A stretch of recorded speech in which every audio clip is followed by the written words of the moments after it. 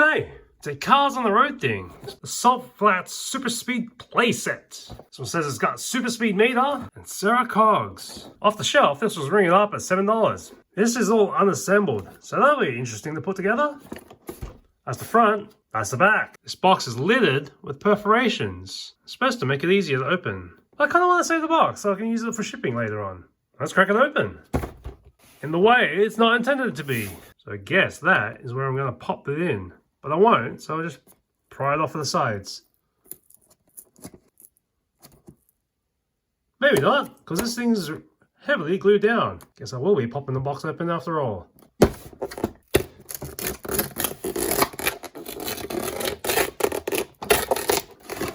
that was pretty easy. Sticker sheet stuck to the instruction set. We got Maynard and Sarah Coggs stuck in the top still.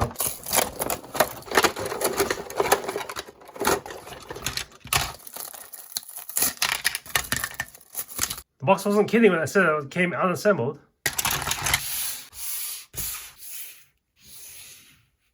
These are the only parts that need the stickers. Some of this was a little bit trickier than I anticipated.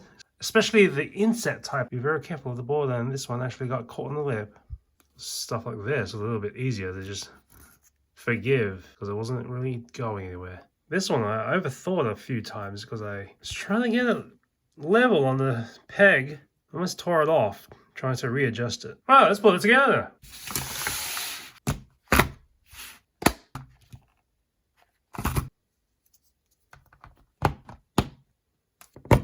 Instructions say these are all interchangeable, so you just pop it up. So whatever you want. I think also this banner is as well. Yep, could go there, could go there. Could go there as well.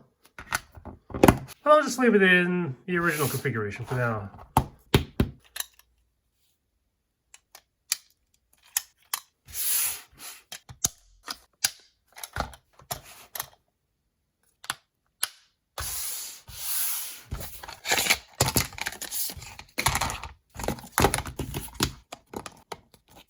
These are pretty easy because they can go either way, front or back.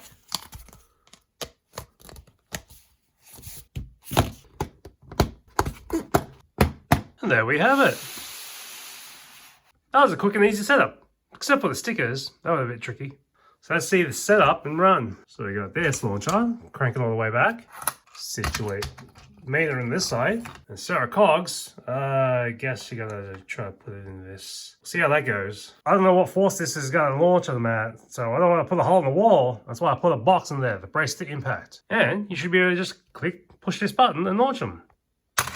Falling over this side suggests Sarah Coggs won that round. Let's try it again. Reset, you just take the cars off, put the flag back in the middle, and we're good to go.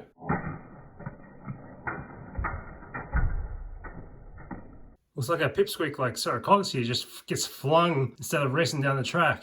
Try and run it again with these two Hot Wheels buses. Basically the same except for the detailing.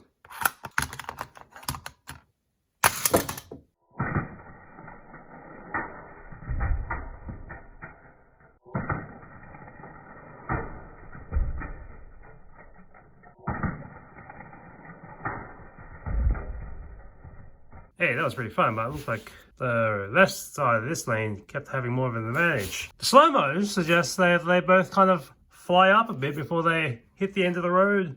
You can take these apart to make them one long track, but what's the point of that if you're trying to see who's going to beat the other one? Unless you're doing time trials, or if you're trying to see if you can actually get some air beyond what they should be getting. Burnt the entire tracks on this, scored against the ground, got a middle strip and set on the track. Guess you have a watcher's nest up here, the crow's nest. This. Not sure about the accuracy of the speedometer here, because when you're over, I don't know what it's pointing to. First past the post. Not sure if it's this way, but you can join these tracks from the top and click them in.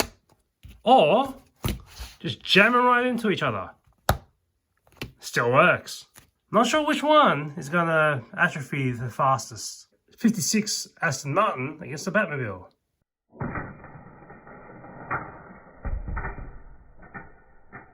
So this track is going to run you 27 inches or 69 centimeters long. 9 inches or 23 centimeters wide. So if you don't have that kind of space, there's probably something you can run along the hallway. See what we have in trash here. The box.